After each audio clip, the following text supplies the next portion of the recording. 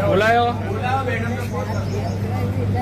અને શું કહેશે ચેક નહીં ગયો ને તો તમને રાતોરાત સડકારીને આપશું આવી અમને બળજબરી કરતો એની ઓકાત કઈ છે તો ત્યારે મોદી નહીં જોતો તો ક્યાંય બેઠો એ છાપરામાં મારી નાખશું અમે કે ચાલી તમે નહીં લેવા અને આ વસ્તુ અમે બીએસએસ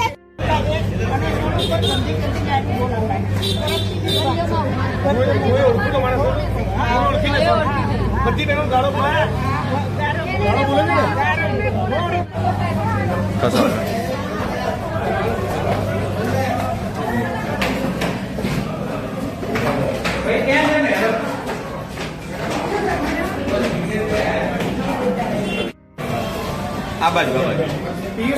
અહીંયા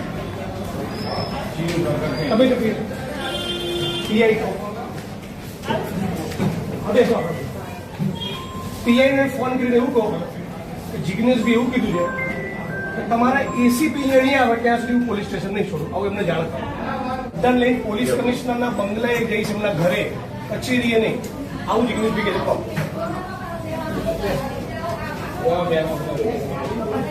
તમારે કોઈ ભાઈઓની પણ રાહ જોવાની નહીં તમારે સીધું પોલીસ સ્ટેશન આવી જવાનું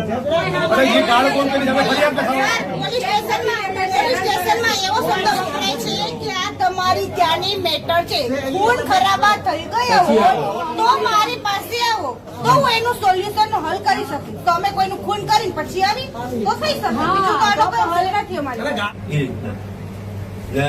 મારા મારી કેસ હું કઈ વાતમાં જાણતો નહોતો મારું નામ મારા બનીને કેસમાં તમારું નામ લખાયું મારામારી કરે તરત પોલીસે ફરિયાદ લઈ લીધી અહીંયા બધા તમને મળવા માંગે છે હા આ 78 વર્ષના કાકા બિલ્ડરના લોકો ઉપર હુમલો કર્યો તમે આમની સામે ઓફેન્સ દાખલ કર્યો જાઓ ઉભા હા હા આ 78 વર્ષના કાકા જે શારીરિક અશક્ત છે સરખું ચાલી નથી શકતા એ લોકોને મારે છે એમ તમે એફઆઈઆર દાખલ કરી છે આમની વિરુદ્ધમાં અરે તમે એફઆઈઆર કરી છે આમની ઉપર આરોપી બનાવી દે બીજું આ બિલ્ડરોના માણસો બધાને અશ્લીલ ગાળો બોલી જાય છે બધી બહેનોને તમને અગાઉ ફરિયાદ કરી છે લેખિતમાં પણ ફરિયાદ આપેલી છે લેખિતમાં ફરિયાદ આપેલી ફેબ્રુઆરી અત્યારે તપાસની એફઆઈઆર કરો અત્યારે હાલ જ એફઆઈઆર દાખલ કરો કે ગાળો બોલી છે તમને અશ્લીલ બોલી છે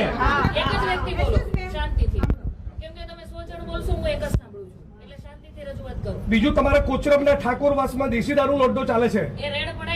બીજું બાબુ ઠાકોરનો બીજો કોચરબમાં દારૂનો અડ્ડો ચાલે છે ત્રીજો અડ્ડો ચાલે છે ઇંગ્લિશનો ઝાલાનો ચોથો ચાલે છે કોચરબમાં ભીલવાસનો કેમ ચાલે છે એ જવાબ પૂછવા આવે છે કેમ દારૂના અડ્ડા ચાલે છે તમે 78 વર્ષના વડીલ ઉપર ઓફેન્સ દાખલ કરો છો તો આ બધા બુટલેગર ઉપર ઓફેન્સ દાખલ કરો હે